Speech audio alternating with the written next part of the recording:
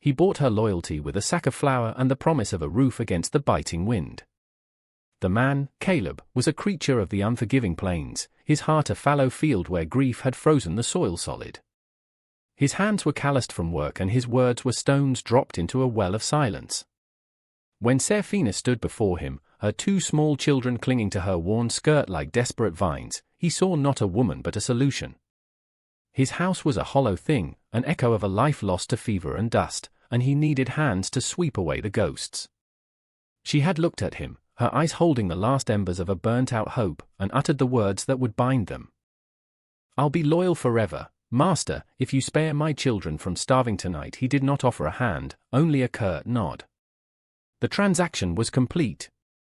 He led them not to the main house, but to the old line shack, a place of drafts and shadows.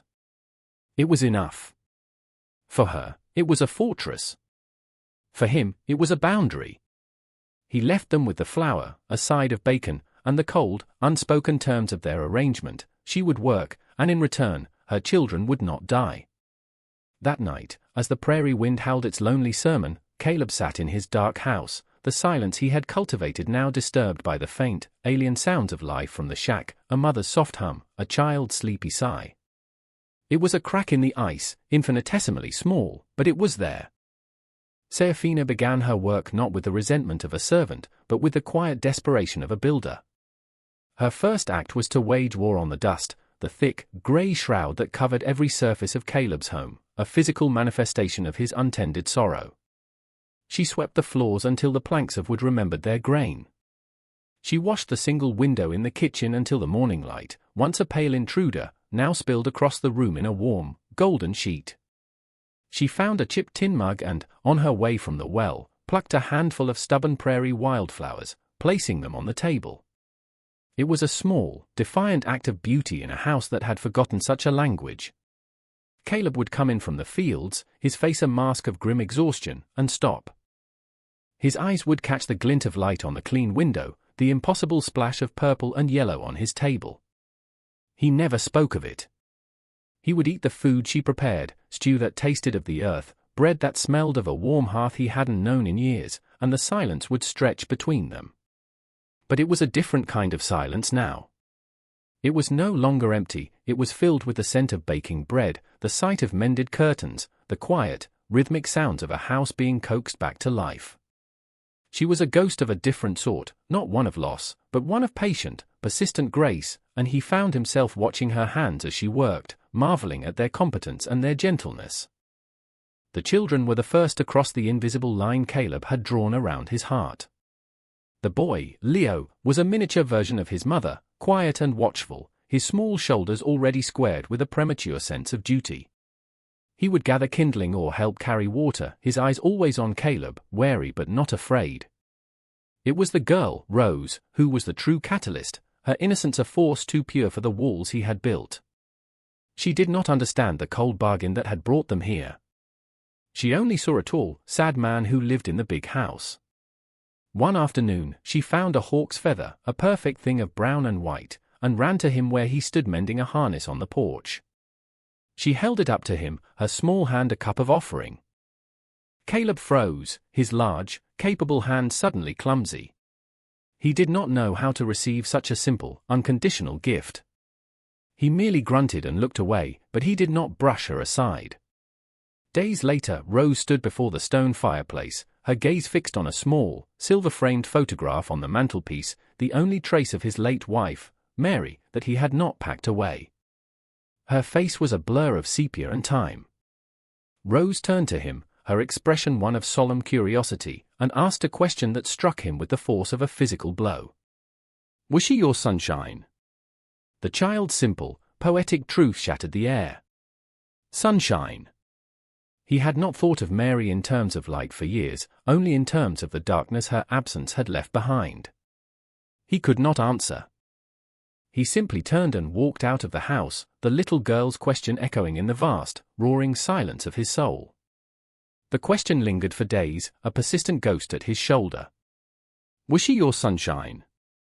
It forced him to remember the curve of Mary's smile, the way her laughter had filled the very rafters of the house he now found so suffocatingly quiet. The memories were agonizing, a thaw that hurt more than the frozen numbness. He found himself changing, the shifts so subtle he was barely aware of them himself. He began leaving an extra apple on the porch rail of the shack in the mornings. When he butchered a hog, he set aside the best cuts for Serafina, telling himself it was merely practical, that a strong worker needed proper fuel. But he knew it was more than that. He watched her from his window as she taught Leo how to patch a tear in his trousers, her head bent close to his, her voice a low murmur. He saw her lift Rose into her arms, burying her face in the child's hair, and the fierce, protective love in that gesture resonated with a part of him he thought had been amputated.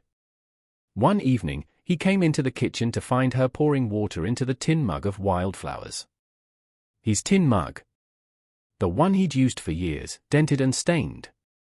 He said nothing, but the next morning, when she served him coffee, he drank it from that very mug, a silent acknowledgement, a shared piece of territory. The ice was not gone, but it was cracking, groaning under the unfamiliar weight of warmth and life, preparing to break apart. He was beginning to see Serafina not as the woman he had bought, but as the woman who was quietly, insistently, saving him from the wreckage of his own making. The sky turned the color of a bruise that winter, and the wind began to speak in a low, menacing snarl. A blizzard descended upon the plains not as a gentle blanket of snow, but as a ravenous white beast, devouring the horizon and erasing the world. It howled and clawed at the little house, piling drifts against the doors and windows, isolating them completely. Inside, a different kind of storm was gathering. Rose, who had been coughing for a day, began to burn with a fever that stole the color from her cheeks and put a glassy, unfocused look in her eyes. The sound of her shallow, rattling breaths filled the small shack, and then the main house, as Serafina, her face pale with terror, carried her daughter inside and laid her before the fire. For Caleb, the sight was a recurring nightmare made real. The fever, the labored breathing, the desperate, helpless love of a parent, it was the same story that had stolen Mary from him. The memory was a physical paralysis. He saw not Rose, but his wife, her life slipping away in this very room. He felt the same uselessness, the same impotent rage against a sickness he could not fight. He backed away, his hands clenched into fists, his breath caught in his throat. He was a capable man, a man who could tame the land and bend nature to his will, but in the face of this, he was as helpless as a child. He retreated to the darkest corner of the room, a spectator to his own worst fears, frozen by the past while Serafina fought for the future. Serafina did not have the luxury of succumbing to memory. Her fear was a sharp, immediate thing, a blade against her throat that demanded action. She looked at Caleb, saw the ghost in his eyes, and knew in an instant that she was alone in this fight. A fierce, maternal strength surged through her, pushing aside the terror. She would not let this prairie take another child. She moved with a desperate, focused energy, her every action a prayer. She sent Leo to fetch snow, which she melted and mixed with the dried herbs she had painstakingly gathered in the fall, yarrow to break the fever, peppermint to soothe the child's tortured breathing. She tore strips from one of her few good petticoats, soaking them in cool water and laying them on Rose's burning forehead. She spoke to her daughter in a low, ceaseless murmur, her voice a lifeline in the disorienting sea of fever. Caleb watched, mesmerized by her resolve. He saw no panic, only purpose. Her strength was a rebuke to his own paralysis. Shamed into action, he moved from the shadows. "More wood," he said, his voice rough from disuse. He went out into the screaming wind, the cold biting at his skin, and returned with his arms full, feeding the fire until it roared, a bastion of warmth against the encroaching cold. He brought her water. He held the lamp steady. He was no longer the master, nor was he a frozen statue of grief. He was her silent, willing assistant in the desperate battle, his actions a slow, painful surrender to the present moment, to the woman who refused to let the past claim another victory within the walls of his home. The night stretched into an eternity, marked only by the rhythm of the howling wind and Rose's fevered breaths. In the flickering firelight, the boundaries between them dissolved. They were simply two people, stripped of their history and their bargain, united in a single, desperate vigil. In a moment of quiet, as Serafina gently spooned a cooled herbal tea between Rose's lips, Caleb spoke, his voice barely a whisper. "Mary," he said, the name an artifact unearthed after years of being buried. Her fever was like this. I did nothing. I knew nothing. It was not an explanation, it was a confession, a raw wound exposed to the air. Serafina did not look at him, her attention wholly on her daughter, but she heard the lifetime of pain in those few words. You are doing something now, she replied, her voice soft but firm. It was not absolution, but it was an acknowledgement. It was grace. As the first pale, grey light of dawn filtered through the snow-caked window, the crisis passed. The fever broke. Rose's breathing eased, and she fell into a deep, natural sleep, her small hand clutching her mother's finger. A profound, bone-deep exhaustion settled over the room, but it was mingled with the electric hum of relief. Caleb looked at Serafina, her face smudged with soot and etched with fatigue, and he saw a beauty and a strength that humbled him to his very core. He saw the woman who had not only saved her child, but had also pulled him from the wreckage of his own grief. The silence that fell between them now was not empty or cold, it was a shared space, a vessel holding the weight of what they had just endured together, a foundation for something new being laid in the heart of the storm. Weeks after the blizzard receded, leaving the world scoured clean and gleaming, a rider appeared on the horizon. It was a man from Serafina's past, her late husband's brother, Marcus, a man with a ferret's eyes and a soul shriveled by petty grievances. He had heard she was working for the reclusive rancher and had come to claim what he felt was his, not Serafina, but a share of her good fortune, or at the very least, the authority to drag her and the children back to a life of destitution under his thumb. He dismounted, his gaze sweeping over the tidy porch, the mended fence. Well, well, he sneered, his eyes landing on Serafina as she stepped out of the house. Found yourself a comfortable spot, have you? Living off the charity of a stranger. The town council was thinking it's time the children were placed in the orphanage. A more suitable environment, his words were a public condemnation, designed to strip her of her dignity, to remind her of her place as a beggar. Caleb had been in the barn, but he emerged now, drawn by the venom in the man's tone. He moved not with haste, but with a slow, deliberate weight that seemed to make the very ground tremble. He did not look at Marcus. He looked at Serafina, and in his eyes was a cold, protective fire.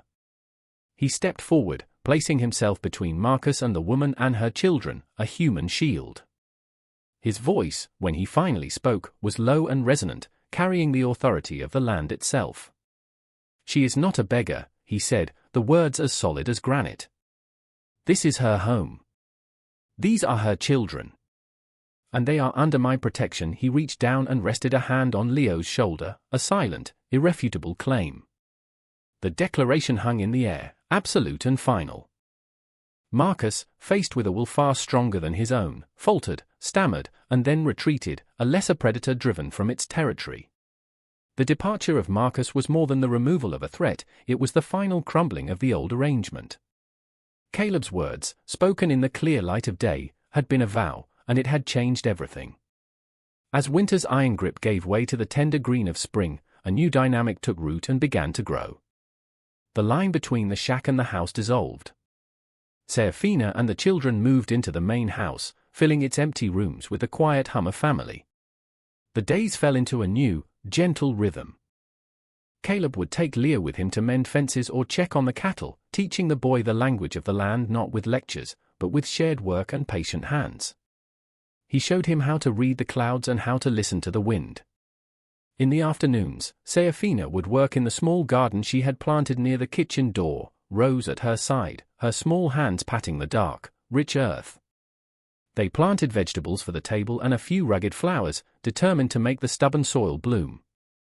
Laughter, a sound long extinct in that place, began to be heard, first from the children, a bright, startling melody, and then, one day, a low, rough chuckle from Caleb himself, a sound so unexpected it surprised even him. The house was no longer a monument to a ghost, it was a living, breathing home, its warmth radiating from the inside out. The wildflowers in the tin mug were replaced by cuttings from their own garden, a testament to the life they were building together, seed by patient seed. One evening, as the setting sun painted the vast sky in hues of amber and rose, Caleb came inside to find Serafina sitting by the fire, the basket of mending in her lap. The light caught the silver threads in her hair and softened the weary lines around her eyes. He watched her for a long moment, the quiet competence of her hands, the peaceful set of her shoulders. She had taken the broken pieces of his life and her own, and with infinite patience, had stitched them into a whole and beautiful quilt. He walked over to her, his shadow falling across her work. She looked up, her expression calm, questioning. He reached into his pocket and pulled out a small, simple object that seemed to glow in the firelight. It was a silver ring, worn smooth with time. It was not Mary's. It was new, purchased on a rare trip to town, an act of intention, a choice for the future, not a relic of the past. He held it out to her, his calloused palm a stark contrast to its delicate gleam. He did not have the words for poetry or grand declarations. His language was one of action, of truth spoken plainly. "This belongs here," he said, his voice thick with an emotion he could not name. It was more than a proposal, it was a statement of fact, an acknowledgement of a truth that had grown between them in the silence and the storms. Serafina looked from the ring to his eyes, and in their depths, she saw not a master, but a partner. She saw home. A single tear traced a path through the dust on her cheek as she nodded, a silent, profound acceptance. He slipped the ring onto her finger, and outside, the last light of day faded, leaving the four of them in the warm, steady glow of the hearth. The journey from a cold transaction to a warm, beating heart of a family shows us that the deepest bonds are often forged in the harshest winters. Caleb and Serafina's story is a powerful reminder that even the most frozen ground can be thawed by persistent warmth, and that true strength isn't about building walls, but about having the courage to let them down. They prove that a home is not built with wooden nails, but with courage, grace, and the quiet promise of protection. Their love story, born from desperation, reminds us all that hope can take root in the most unlikely of places. If their journey from hardship to healing touched your heart, please consider subscribing to our channel. Your support allows us to continue bringing these inspirational stories to life. Click that subscribe button and ring the bell so you never miss a tale of resilience and redemption. Thank you for watching.